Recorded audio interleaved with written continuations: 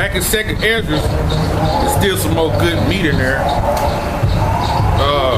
What was I at? Verse 10.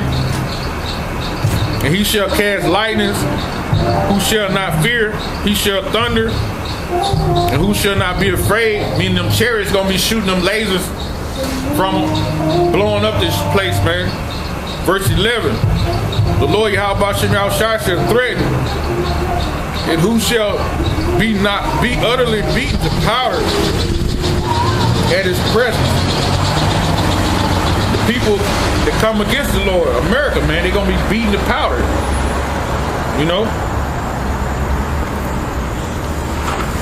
I'm gonna go back a couple chapters to chapter 13, 2nd Ezra 13.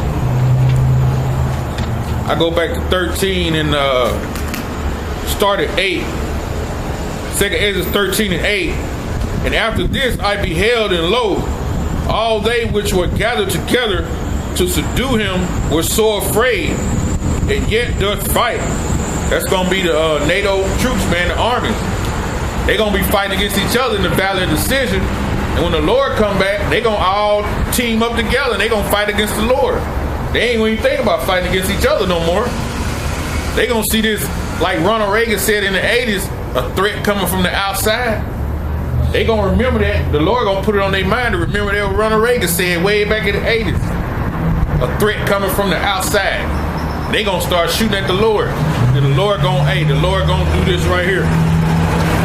Verse 9, and lo, as he saw the violence of the multitude that came, he neither lifted up his hand, nor held sword, nor any instrument of war.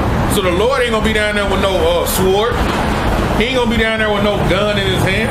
He ain't gonna lift a hand. He gonna be in them chariots. He gonna be sitting back on the fathership. Them angels gonna be tearing people's behinds up. That's what's gonna go down. He gonna be sitting back watching. He gonna be tearing them up until he decide he wanna get down here and get a piece of it. Cause you know he gonna get a piece of it, cause it tell you in Isaiah 63. He gonna come get a piece of it, right? And it says, verse 10, but only I saw that he sent out his mouth as it had been a blast of fire, right? That blast of fire, like the blast of fire, what it's talking about, right there, coming out of his mouth, that beam, that's the blast of fire, right? It says,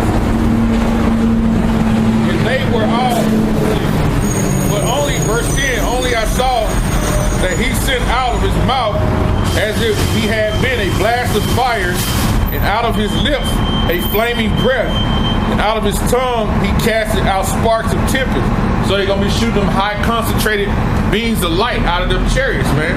High concentrated beams of fire, man.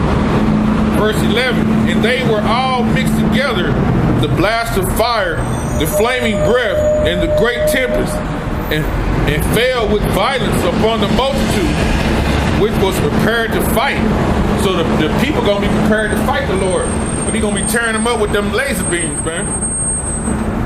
And it says, and burned them every one, so that upon a sudden and innumerable multitude nothing was to be perceived, but only dust and smell of smoke. When I saw this, I was afraid. So he turned them into dust, man. So that concentrated fire, when it hit them, what it's gonna do, it's just gonna evaporate them, basically. It's just gonna turn to dust, man, like powder. You know? That's concentrated fire, man. That's how the Lord coming, man. He coming to turn you people into it's like a cremation. Like cremate. You know when you cremate somebody, what's left? The ashes. You come with the little, you know, little Johnny boy, these ashes. Ain't nothing in there but ashes, man. So that's what the Lord gonna do to these people. He just finna turn their ass into straight dust. And you know once they turn into dust and the wind blow what? No more remembrance, man, of that flesh, man. You know? And that's what's coming, man. These are prophecies, man. These prophecies in the Bible, man. But you go to these churches, man, they ain't telling you this, man. They not telling you the truth, man. That's what's gonna get you people killed, man. You know? You might have some elect that come out of there. Some elect probably in them churches right now. You know, it's the Lord's will what time he bring them out, when he bring them out. Because certain things will happen that'll make people, you know, it'll make you wake up and listen. You know, certain things that can take place, you will change your thought process.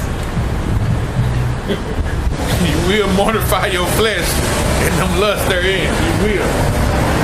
Back in 2 Ezra 16 and 11. And the Lord Yahweh shall threaten, and who shall not be utterly beat to powder at his presence. See, they're going to be turned to powder. Verse 12, it says, the earth quaking, and the foundation thereof, and the sea arises up with the waves from the deep, and the waves of it are troubled, and the fish up thereof also before the Lord, and before the glory of his power. Right? So the Lord gonna make the earth tremble, man. He gonna move and shake these heavens, man. So when he move and shake it, guess what? When them waves, what they gonna do? When them nukes be hitting that water, that force of that nuke gonna push them waves, right? It's already gonna be burning up and be done burnt everything in the land. Then that water gonna come through. That tsunami gonna come through. That nuke gonna have them waves, man, so high that they just gonna flood over the land. when that water succeed and go back, ain't gonna be nothing left but dirt. Gonna be nothing but desert left. Hey, man.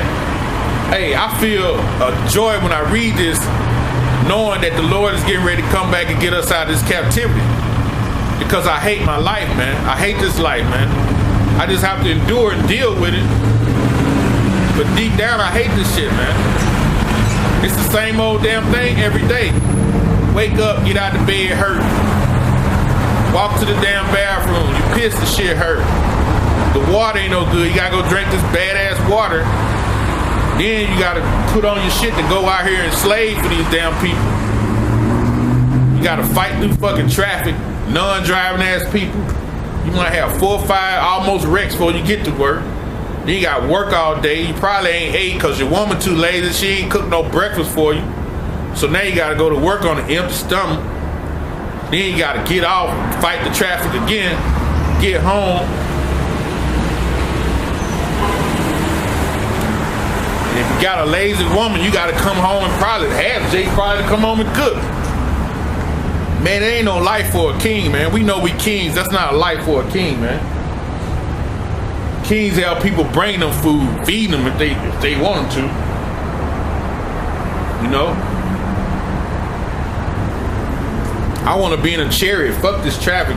Lift up, fly on off, and go somewhere else. See what I'm saying? You know? Hey.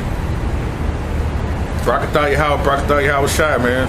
It's verse 13. For strong is the right hand that bendeth the bow, his arrows that he shooteth are sharp and shall not miss.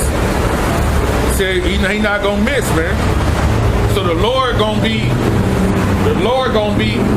directing these nukes, man. The Lord gonna be, he gonna be part of that fire.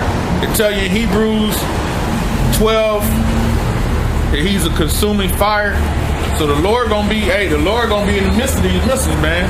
Let me read that Hebrew. I know I don't want to misquote it, but I know it's the 12th chapter. I'll read it.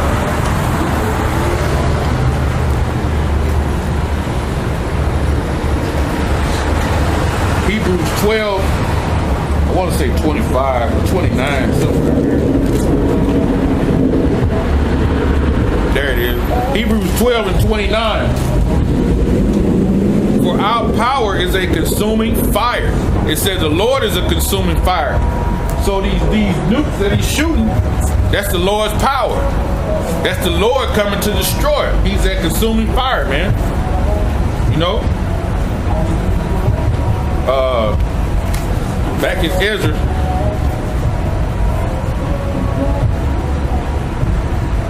Verse 14.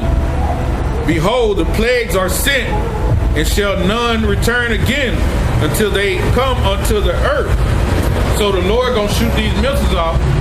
He's telling you once he shoot them, he already told you that who gonna make a return? Nobody. They gonna go out. These missiles gonna hit their point. They gonna hit their spots, man. You know, when they shot off, when you see an ICBM shot off, it always wags like this till it hits the atmosphere. That back part is to propel it up to the air, and once it gets to where it's that point where it's gonna start descending down, it'll separate, and then the tip of it, that's the actual warhead. That tip right there. That part, the back part gonna come apart. That tip, that's what the uranium, the 235 uranium, the plutonium is in that tip. That's what they pack it, that's the explosive. So that part there is the part that's gonna actually hit, man. You know? Verse 15, the fire is kindled and shall none be put out till it consume the foundations of the earth. So until everything is burned up, that fire gonna still be burning until this whole place is burned up. Yeah. So that's what's going down. This whole kingdom over here, this is the white man's kingdom, America. Right? America, man. He got kingdoms other places, Russia, Great Britain, but they Edomites. But their main little honey hole is America. It's gonna be destroyed. It's gonna be wiped out. You know? Can't wait, man. It says,